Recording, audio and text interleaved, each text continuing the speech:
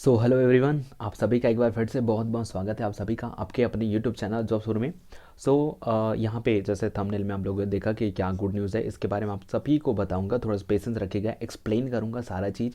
और देखिए यहाँ पे मैंने कुछ चीज़ें यहाँ पे ऑलरेडी यहाँ पे मेंशन कर दिया है कि जो भी एफएसआई वॉचमैन की तैयारी कर रहे हैं, जो भी कैंडिडेट, उनके लिए गुड न्यूज़ है। और वो गुड न्यूज़ क्या है इसके बारे में आपको बताऊँगा। लेकिन यहाँ पे कुछ चीज़ें जो मैंने मेंशन करी, जैसे मैं आपको बता रहा था, और वो चीज़ें कंपटीशन कम हुआ और उसके बाद कट ऑफ भी कम जाएगा। तो देखिए इस चीज़ के बारे में कंप्लीट एनालिसिस करेंगे। और मैं ऐसा क्यों बोल रहा हूँ, अभी जब आप वीडियो को पूरा देखेंगे तो आप इस चीज़ को समझ आएंगे। और देखिए जब मैं ये वीडियो शूट कर रहा हूँ और जब मैं ये वीडियो बना रहा हूँ तो आप में से जो इस वीडियो को देखने वाले हैं ना, उनमें से नई नई में 50 से 100 कैंडिडेट्स ऐसे होंगे जो मुझसे पूछेंगे कि सर इसका एग्ज़ाम कब होगा। तो देखो यार, मैं कम्प्लीटली इसके ऊपर कई वीडियो बनाया। इसमें भी आपको एक चीज़ पहले क्लियर कर देना चाहता हूँ, ताकि कोई यहाँ पे ना बार बार वही पूछ के स्पैम ना करे कि सर एग्ज़ाम कब होगा, एडमिट कार्ड कब आएगा। देखो अभी तक इसके बारे में कोई ऑफिशियल डेट रिलीज़ नहीं हुई। और दूसरी बात कि जब भी इसका एग्ज़ाम होने वाला रहेगा, एडमिट कार्ड आएगा, वो मैं आपको इन्फॉर्म करूँगा। और एक और चीज़ है, इसका एग्ज़ाम हो ना हो, इलेक्शन और कोविड को देखते हुए अभी इसका शायद मुझे ऐसा लगता है पर्सनली कि ऐसा हो सकता है कि एग्ज़ामिनेशन जो आपका इलेक्शन है और आपका जो कोविड है उसी के बिहाफ पे इसको रोका गया है। लेकिन जैसे ही कोविड थमता है या फिर जो आपका इलेक्शंस होता है उसके बाद ही कुछ कहा जा सकता है। तो प्लीज़ बार बार ये पूछ के स्पैम ना करें कि सर इसका एग्ज़ाम कब होगा, है ना, इसका एग्ज़ाम कब होगा और एडमिट कार्ड वगैरह कब आएगा। तो मैं आपको हमेशा बोलता हूँ यार, जैसे इसके बारे में नई अपडेट आती है मैं आपको इन्फॉर्मेशन दूंगा। बाकी जो मैंने दो चीज़ कही कि कंपटीशन कम हुआ और उसके बाद कट ऑफ भी कम जाएगा, तो चलिए इसके बारे में मैं आपको एक्सप्लेन करके बताऊँ मैंने ऐसा क्यों कहा। ओके, सो सबसे पहले मैंने जैसे कि कहा कि कंपटीशन, है ना, अगर मैं बात करूँ जो आपका कंपटीशन रहने वाला है ना, कंपटीशन की अगर मैं बात करूँ तो ये कम कैसे हो सकता है।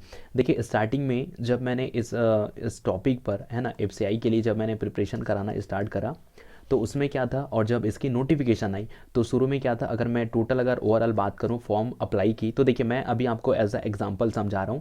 सपोज गैस करिए अगर इसमें 1 लाख कैंडिडेट्स ने फॉर्म अप्लाई किया होगा, ठीक है, आप एक मोटा मोटा, हालांकि ये जो रेशियो है ना 1 लाख वाला, वो तो मैं 110% श्योर हूँ कि 1 लाख से ज़्यादा कैंडिडेट्स ने अप्लाई किया होगा। क्योंकि बेसिकली ऐसा था, स्टेट वाइज मतलब स्टेट के वाइज वैकेंसीज निकली थी, लेकिन क्या है, कायदे से पूरे ऑल इंडिया के जो कैंडिडेट्स थे वो इसमें अप्लाई कर सकते थे। तो यहाँ पे अगर मैं बात करूँ ना, तो सपोज मान के चलिए 1 लाख कैंडिडेट्स ने फॉर्म भरा होगा, और 1 लाख ने जब इसमें फॉर्म भरा तो क्या हुआ कि कई कैंडिडेट ऐसे थे, अगर मैं बात करूँ यहाँ पे, जिसमें क्या था, सिंसियर कैंडिडेट्स की अगर मैं बात करूँ तो 75% ऐसे थे जिनको ये जॉब चाहिए ही चाहिए थी। उसके बाद जो 25% थे वो तो अपनी किस्मत के भरोसे बैठे थे कि हो सकता है हमारा हो जाए बाई चांस, अगर ऐसे हवाबाजी करेंगे थोड़ा बहुत थोड़ा बहुत ही प्रिपरेशन में थोड़ा बहुत ध्यान देंगे, 1 महीने का राउंड तैयारी करेंगे तो हमारा सिलेक्शन हो जाएगा। तो 25% मान के चल रहा हूँ ऐसे भी कैंडिडेट्स रहे होंगे। ओके, अब उसके बाद देखिए 1 लाख की अगर मैं बात करूँ तो आप 1 लाख के हिसाब से 75%, उसके बाद 25% आप निकाल सकते हैं। तो मैं अगर कट ऑफ की यहाँ पे अगर कंपटीशन की बात करने जाऊँ तो देखिए जो भी कैंडिडेट सिंसियर कैंडिडेट्स रहे होंगे उनका क्या है, केवल उनको कंपटीशन कितने से रहा होगा, 75% से। अब क्या हुआ, ये जो 70, अब क्योंकि मैं 25% कैंडिडेट्स को मान के नहीं चल रहा हूँ, क्योंकि ये जो 25% कैंडिडेट थे वो तो बिल्कुल अपने जो है ना, जो अपने लक के भरोसे, ये तो केवल अपने लक के भरोसे मान के चल रहे हैं ना कि हमें अगर हो सकता है एग्जामिनेशन दिलाएं, और तुक्का मार के, अगर क्योंकि माइनस मार्किंग तो था नहीं, तो तुक्के के भरोसे बैठे हैं, तो हो सकता है हमारा किस्मत साथ दे, तो हमारा लक अगर अच्छा रहा तो फिर हो सकता है ज्वाइनिंग मिल जाए, सलेक्शन हो भी जाए। अब बाकी बात करते हैं 75% कैंडिडेट्स की। तो 75% जो कैंडिडेट थे जो सिंसियर होकर तैयारी भी कर रहे थे, अब उनके सामने सिचुएशन, उनके सामने प्रॉब्लम क्या फेस करना पड़ा उनको, आप एक्सप्लेन कर रहा हूँ तो समझिए बस फंडा एक्चुअल में चल क्या रहा है, और कंपटीशन कैसे कम होगा, सिलेक्शन कैसे, जो सिलेक्शन लेने के चांसेस है वो कैसे बढ़ेंगे, आपको बता रहा हूँ। तो देखिए ये जो 75% कैंडिडेट थे, अब स्टार्टिंग भी इन्होंने क्या क्या करा, बहुत अच्छे तरीके से करा इन्होंने, है ना। तो इन्होंने क्या करा, स्टार्टिंग में सारा जब तक फॉर्म वगैरह चल रही थी तब तक फॉर्म वगैरह फिलअप किए, फॉर्म वगैरह फिलअप करने के बाद कंटिन्यू जो 3 से 4 महीने की डेडिकेशन होके इन्होंने बहुत अच्छे से तैयारी करी। लेकिन जैसे ही एग्ज़ाम के नवंबर का महीना आया है, नवंबर आते आते तक इनमें जितने भी जो कैंडिडेट जो सिंसियर थे ना, वो कैंडिडेट क्या है, स्टार्टिंग में तो मोटिवेटेड थे, अच्छी खासी प्रिपरेशन कर रहे थे। अब उसके बाद इनके सामने प्रॉब्लम क्या आई कि इनको क्या है एडमिट कार्ड और एग्ज़ाम डेट, ये दोनों चीज़ पता नहीं चल पाई। तो इनमें से क्या हुआ, जो 75% कैंडिडेट थे ना, तो उनमें से क्या है, इनमें से अगर मैं फिर भी 25% कैंडिडेट्स फिर से निकाल दूं, तो अब हमारे पास कितने कंपटीटर बचे, 50% बचे कैंडिडेट। तो अब ये जो कैंडिडेट जो अभी आपको जो तैयारी कर रहे हैं ना, एटलीस्ट मैं बोल पा रहा हूँ, अगर मुझे जहाँ तक पता है, और क्योंकि देखिए भाई यूट्यूबर हूँ मैं भी, मेरे चैनल पे विजिट करते हैं और बाकी चैनल का भी मुझे क्या है, कई बार रिसर्च करने के थीसिस में देखना पड़ता है कि कौन से टॉपिक पे कितने कैंडिडेट आ रहे हैं। तो उसके बिहाफ पे मैं बता सकता हूँ कि अभी अगर 25% क्या है, डीमोटिवेटेड हो गए, मतलब डीमोटिवेटेड हो चुके हैं। क्यों डीमोटिवेटेड क्यों हो चुके हैं? क्योंकि ना एग्ज़ाम डेट का पता चल रहा है, ना एडमिट कार्ड का पता चल रहा है, ना पोस्टपोन की खबर आ रही, ना एग्ज़ाम कब होगा इसके बारे में पता नहीं चल रहा है। तो क्या थे, यहाँ तक आते आते, इस स्टेज तक आते आते, नवंबर दिसंबर तक आते आते ना, ये जो 25% जो कैंडिडेट थे स्टार्टिंग में, जो 75% कैंडिडेट थे, ये भी अब 25% इसमें से भी बाहर हो चुके हैं। बाहर इसलिए क्योंकि ये डीमोटिवेटेड हो चुके हैं, इनको लग रहा है कि यहाँ पे धांधली होगी, एग्ज़ाम कराएगी नहीं सरकार, और एग्ज़ाम कराए भी तो अपने जो पर्सनल लेवल पे है, स्टेट लेवल पे जिनके पास पैसा होगा, जिनके पास पावर होगा, वो अपने में से किसी को उठा के भर्ती करा लेंगे, तो हमें तो मिलने वाला नहीं। तो ये यहीं पे माइनस हो गया इनका। अब जो बचे 50% कैंडिडेट्स, तो ये 50% कैंडिडेट्स कैसे हैं कि इनको रियलिटी में, है ना, अगर मैं बात करूँ ना, रियल में इन्हीं को जॉब की नीड है। और ये अभी तक अगर यहाँ तक वो 50, मैं अप्रॉक्सीमेटली मान के चल रहा हूँ ना, ये जो 50% वाले कैंडिडेट है जिनको वाकई में सीरियस तरीके से जॉब चाहिए और ये कंटिन्यू अभी तक अगर संघर्ष कर रहे हैं ना, तो देखना यही वो कैंडिडेट्स होंगे, जो 50 वाले जो बचे हुए हैं ना, यही कैंडिडेट ऐसे होंगे जो वाकई में डेडिकेटेड होकर जो तैयारी करेंगे, और वाकई में यही कैंडिडेट्स आपको एग्ज़ाम को सीरियस तरीके से क्रैक करके निकालेंगे। तो भाई अब इनके लिए तो क्या है, जो 50% बचे हैं ना, जो कैंडिडेट जो 50% बचे, इनके लिए तो सिलेक्शन लेना आसान हो गया, क्योंकि वैकेंसीज भले ऑल इंडिया लेवल पे थी, है ना, ऑल इंडिया लेवल पे थी ना ये कैंडिडेट्स। अब क्या ऑल इंडिया लेवल पे वैकेंसीज थी, लेकिन क्या है, अब ये रह गए 50%। अब उसमें से भी अगर 50% में अगर मैं बात करूँ ना, तो नहीं में क्या होगा कि इनमें से 10 से 15% जो कैंडिडेट्स हैं वो भी कम हो जाएंगे जब एग्ज़ाम डेट आएगा। एग्ज़ाम का अगर मैं बात करूँ ना, एग्ज़ाम डेट में रीज़न बता रहा हूँ,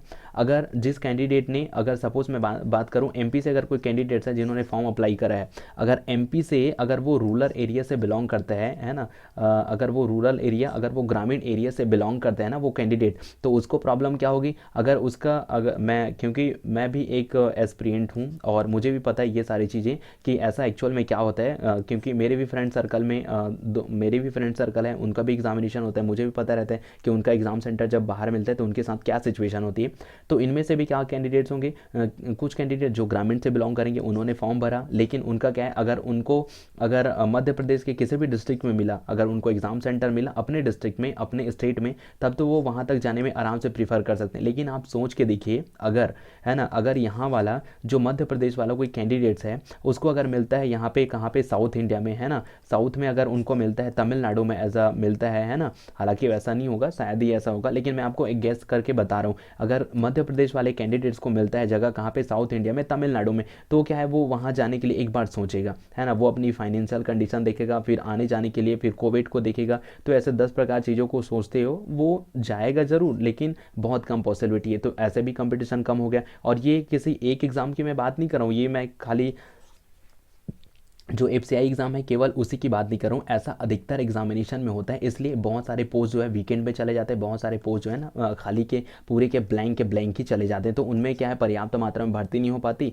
इसलिए फिर उनमें वैकेंसीज आती है और फिर होता है भाई जो कंटिन्यू चलते रहता है। तो इस प्रकार से इनमें भी 10 से 15% कम हो जाएगा। बाकी अगर मैं बात करूँ तो इसमें भी 30 to 40% ही कंपटीशन रहने वाला है। अब भाई जो बचे 40%, 30 से 40% कैंडिडेट्स बचे, अब वो दिलाएंगे तो भाई जो कंपटीशन था, जो परसेंटेज था, जो 100% थे था, वो कितने में आ गया यहाँ पे, 35 to 40% में आ गया। तो यहाँ पे हो गया ना कंपटीशन कम, तो कंपटीशन कम हो गया तो यहाँ पे कट ऑफ भी कम जाएगा। तो कट ऑफ के लिए अगर मान लो जाए, अगर पूरा 100 में रहता तो कट ऑफ कितना जाता, 95 to 97 जाता। लेकिन अब चूंकि यहाँ पे कितने परसेंट है, 35 to 40% आ रहा है, तो नहीं में कट ऑफ कितना जाएगा, 65 to 75, इसके अराउंड ही जाने वाला है कट ऑफ। तो हो गया ना, यहाँ पे कट ऑफ भी कम हो गया, कंपटीशन भी कम हो गया। इसलिए बोल रहा हूँ जो कैंडिडेट अभी तक मैं ये नहीं बोलता कि भाई हो सकता है किसी को मेरे पढ़ाने का, मेरे जो स्टडी कराने का तरीका है वो भले पसंद ना आए, लेकिन अगर वो कहीं दूसरे रिसोर्ट से, दूसरे जगह से पढ़ाई कर रहा होगा इस चीज़ को, और वो खाली इसी चीज़ में स्पैम ना कर रहा होगा कि सर इसका इसका एग्ज़ाम डेट कब होगा,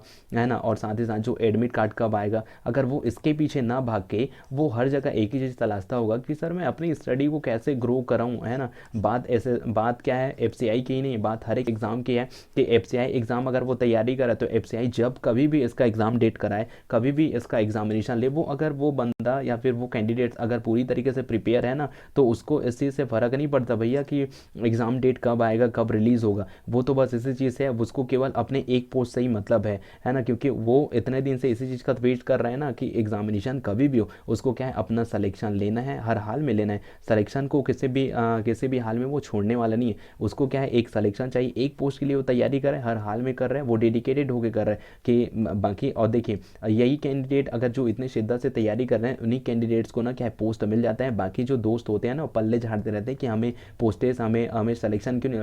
भाई आपको सिलेक्शन कैसे मिल सकते हैं, आप ही खुद सोच के देखिए। जब आप बार बार इसे और आप अपने आप को ऐसे दिखा रहे हो, ऐसे फेस करा रहे हो यार कि हाँ भाई एग्जाम डेट पता चले तो आप वाकई में पूरी तरीके से डेडिकेटेड हो, आप तुरंत जाके झंडे गाड़ के आओगे, ऐसा तो बिल्कुल नहीं है। अगर आप में इतनी औकात है, इतनी ताकत है भाई, तो आप तो इसके पीछे नहीं भागोगे ना कि एग्जाम डेट कब आएगा। उसके लिए तो हम लोग बैठे हैं ना आप लोग को इन्फॉर्मेशन देने के लिए, है ना, कि एग्जाम डेट कब आएगा, एडमिट कार्ड कब आएगा, उसके लिए हम तो बैठे हैं यार। तो आपको क्या करना है, आपको केवल और केवल जो है ना डेडिकेटेड होकर आपको मेहनत बस करनी है, ताकि जब भी इसका एग्जाम डेट हो आए, कभी भी इसका एग्जामिनेशन, आपको केवल और केवल सिलेक्शन लेना है। हर हाल में आपके दिमाग में ये चीज़ छपा होना चाहिए, ना कि ये चीज़ कि इसका एग्जाम डेट कब आएगा, अगर हमारा सिलेक्शन नहीं हुआ तो क्या होगा, हम फेल हो गए तो क्या हो गए। पास फेल की बात तो छोड़ ही दो, और इसका एग्ज़ाम डेट कभी भी हो आपको सिलेक्शन लेना है, आपके दिमाग में ये चीज़ होना चाहिए। तो आई होप आप सबको ये चीज़ समझ आ ही गया होगा कि कंपटीशन कैसे कम हो गया, उसके बाद जो कट ऑफ है वो कम क्यों जाएगा। सपोज सीधी सी बात है ना, अगर कैंडिडेट्स कम पार्टिसिपेंट करेंगे तो कट ऑफ तो कम जाना ही जाना है। और दूसरी बात, कट ऑफ कैंडिडेट चाहे लाखों करोड़ों की तादाद में ही क्यों ना हो यार, उसमें डिपेंड ये चीज़ करता है ना कि वहाँ पर तैयारी करने वाले कितने कैंडिडेट्स हैं। आप भीड़ को देख के ये जज नहीं कर सकते कि हाँ कि यहाँ पे जो कैंडिडेट्स आए हैं सब तो राम खान है। मैं ये नहीं कह रहा हूँ कि अपने जो जो कंपटीटर है उनको कम समझो, कम आंखों, मैं ऐसा बिल्कुल नहीं बोल रहा हूँ। लेकिन ये भी चीज़ होता है ना, ये भी एक फैक्टर होता है कि बहुत सारे कैंडिडेट्स का तो यहाँ पे जो कॉन्फिडेंस लेवल है वहीं पे लूज़ हो जाता है, जहाँ पे वो भीड़ को देखते हैं। तो ऐसा बिल्कुल घबराइए मत, ना ही पैनिक होइए। एग्जामिनेशन जब भी हो आपको उससे कोई फ़र्क नहीं पड़ना चाहिए, बशर्ते आपको एक पोस्ट से मतलब होना चाहिए। कंपटीशन किसी से हो या ना हो, लेकिन आपको केवल अपने एक पोस्ट से मतलब होना चाहिए। आपको एक पोस्ट मिल गया, आपका सलेक्शन लेना है, बात खत्म। चाहे वो चीज़ और कुछ भी हो, किसी से कोई मतलब नहीं रखना है, अपने को केवल सलेक्शन लेना है। अब वो सलेक्शन आपके दिमाग में वो जिद होनी चाहिए, तभी आप सलेक्शन ले पाएंगे। अदरवाइज़ आप भी बस दूसरों पे ब्लेम करना कि हाँ गवर्नमेंट ने सही टाइम पे एग्जामिनेशन नहीं कराई, ये हो गया वो हो गया, बाकी फिर देखते रहिए दूसरे के सिलेक्शन में आप वहाँ पे जाके ताली पीटिए कि हाँ भैया उसका सिलेक्शन हो गया, हमें तो बस डांस वगैरह करना है, पार्टियाँ साटियाँ करनी है और कुछ नहीं। तो यार इन सब चीज़ों पे बिल्कुल भी ध्यान मत दो। अब क्या है, जो कैंडिडेट जो वाकई में डेडिकेटेड होकर तैयारी कर रहे हैं, मुझे पता है वो कैंडिडेट आराम से अपना सिलेक्शन ले सकते हैं। अब भाई हम ये नहीं कहते कि आप यूट्यूब चैनल को देख कर ही पढ़ाई करिए, आपको जहाँ से भी मन लगता है, जहाँ से भी आपके पास रिसोर्सेज हैं, आप चाहे बुक से पढ़ना चाहते हैं बुक से कम्प्लीटली पढ़िए। अगर आप कहीं पे जाके पर्सनली कोचिंग के थ्रू पढ़ना चाहते हैं कोचिंग के थ्रू पढ़िए, क्योंकि आपका सिलेबस उतना भी ब्रॉड नहीं है। आपका सिलेबस केवल अगर मैंने स्टार्टिंग में बताया था सिलेबस जब मैंने बताया था तो 10th लेवल का है, काफ़ी अच्छा पोर्शन है। अगर आप अच्छी तैयारी करना चाहते हैं तो बिल्कुल करिए, क्योंकि हमें भी काम रहता है, तो हम उस सिलसिले में पूरे डेडिकेटेड होकर उतने सारे वीडियोज़ नहीं ला पाते, और नहीं हमारा टीम उतना बड़ा है, तो हम जैसे भी हो पाता है मैनेज करते हैं आप लोग को नॉलेज देने का। हमें जो नॉलेज है, हमें जितना नॉलेज है आपके एग्ज़ाम के पर्सपेक्टिव से, हम कोशिश करते हैं वो नॉलेज आपको देने का। बाकी फिर लेना और नहीं लेना आपकी मर्जी है। मैं तो क्योंकि कई लोग तो ऐसे होंगे ना जो मेरे चैनल पे आते होंगे, क्या सर इन सर के चैनल में तो बिल्कुल भी व्यूज़ नहीं आ रहे हैं, तो फिर नहीं। मैं तो बोलता हूँ अगर आपको मेरे चैनल में इंटरेस्टेड नहीं है आप बिल्कुल मत पढ़िए, कोई दिक्कत नहीं। लेकिन हाँ, जो कैंडिडेट जो भी 4 से 5 से 6 कैंडिडेट्स आते हैं ना, जो डेली विजिट करते हैं, जिनको लगता है कि मैं अच्छा पढ़ाता हूँ, मैं उन्हीं के लिए बनाऊँगा वीडियो, कोई दिक्कत नहीं है। लेकिन हाँ, आप जहाँ से भी तैयारी करें और किसी एक मेंटोर पे आप ज़रूर भरोसा करिए यार, क्योंकि आपका भरोसा ही आपको आपके सिलेक्शन पे ले जा सकता है। तो आप खुद पे भरोसा करिए, आपके मेंटोर पे भरोसा करिए। भाई सामने वाला जो पढ़ा रहा है, अगर कोई बोलेगा मुझे कि नहीं सर आप अपने व्यूज़ के लिए इसी टॉपिक को पढ़ा रहे हो, तो नहीं, ऐसा गलत बात है। मैं बिल्कुल नहीं भाई, मैं तो किसी एक स्टूडेंट के लिए पढ़ाता हूँ, जो चाहे जो कैंडिडेट, जैसे उस दिन कहा एक कैंडिडेट ने कि सर आपने बहुत अच्छा पढ़ाते हो, कंटिन्यू रखिए। तो मैं बोला ठीक है मैं पढ़ाऊँगा आपको। तो मैं उन्हीं कैंडिडेट्स के लिए आ गया फिर से वापस, और मैं उनको पढ़ा रहा हूँ। तो वो लोग डेली के डेली सपोर्ट्स कर रहे हैं, चाहे वो कैंडिडेट 20 की संख्या में, 50 की संख्या में, इससे फ़र्क नहीं पड़ता। हाँ बाकी फ़र्क इससे ज़रूर पड़ेगा कि जो कैंडिडेट्स को जो हम जिसको हम पढ़ा रहे हैं अगर वो सिलेक्शन लेकर आता है तो हमें काफ़ी ज़्यादा खुशी होगी कि हाँ हमने पढ़ाया भाई कि, और वो सामने वाला कैंडिडेट मेहनत करा, अपना अफोर्ड लगाया और थोड़ा बहुत हमने प्रयास किया तो उनका सिलेक्शन ले लिया उन्होंने, तो काफ़ी अच्छा लगेगा। तो आप लोग भी बढ़िया मेहनत करिए और सब, और बिल्कुल मैं इस चीज़ के लिए आपको बार बार रिकमेंडेशन कर रहा हूँ, बार बार आप चैनल पे ना स्पैम मत करिए यार कि एग्ज़ाम डेट है ना, एग्ज़ाम कब होगा, एडमिट कार्ड कब होगा। मैं ये नहीं बोल रहा हूँ, आपको पूछने के लिए मना नहीं कर रहा हूँ कि कब होगा, आप, मैं ये नहीं बोल, आपको ये नहीं वार्न कर रहा, मतलब वार्न नहीं कर रहा कि आप मत पूछिए। मैं बोल रहा हूँ बशर्ते क्या है, आप पेशेंस रखिए खुद पे और हम पे बिलीव रखिए। जब भी आपका एग्ज़ाम डेट आएगा और इतने दिन से अगर आपके साथ में मैं जुड़ा हूँ, आप लोगों ने इतना सपोर्ट किया है यार, तो मेरी भी कुछ रिस्पॉन्सिबिलिटी बनती है ना कि आप लोग को सही इन्फॉर्मेशन दूँ, जेनवन इन्फॉर्मेशन दूँ, भले कोई दूसरा चैनल स्पैम करने के लिए या फिर जो भी है अपना व्यू बढ़ाने के लिए हमेशा थंबनेल में जो कुछ भी लगा के बोल दे कि एडमिट कार्ड आ गया और यहाँ पे है ऐसा है, फिर वो दूसरे वेबसाइट में ले जाके दिखाएंगे लगभग इस डेट तक आ सकता है। मैं क्या है, लगभग में बिलीव नहीं करता। जब डेट आएगा तब अप्रॉक्सीमेटली आपको कन्फर्मेशन डेट के साथ आपको इन्फॉर्म करूँगा, तब तक वेट ज़रूर कर लेना। ओके, तो फिर काफ़ी लंबा चौड़ा हो गया आज का लेक्चर वगैरह, जो कि कुछ था नहीं, आपको बसरते बताना बस यही था कि कंपटीशन कैसे कम हो सकता है और कैसे कम हो गया और कटअप भी कैसे कम जाएगा। तो आई होप आप सब ने ये चीज़, दोनों चीज़ें जो है आपने आपने के मन में बिल्कुल क्लियर हो गया होगा कि कंपटीशन वाकई में कैसे कम हो जाता है, कैसे चाहे वैकेंसीज कम हो या फिर ज़्यादा, कैसे उनमें पूरी तरीके से जो है भर्ती नहीं हो पाती। आई होप आप सब ने ये चीज़ पता चल गया होगा और कटअप भी कम कैसे जाने वाला है आप सब ने ये चीज़ पता चल गया होगा। तो देखो यार, बिल्कुल खुद पे भरोसा रखो, किसी चीज़ को लेके बिल्कुल भी पैनिक ना हो। टाइम है पढ़ने का, आप पूरा पूरा सिलेबस पूरा रट डालिए पूरे अच्छे से, ताकि जब भी एग्ज़ाम हो आप वहाँ पे झंडा गाड़ पाएँ। ठीक है, तो फिर चलिए मिलते हैं नेक्स्ट वीडियो में, तब तक सबको bye bye, have a great day, जय हिंद, लव यू ऑल गाइस।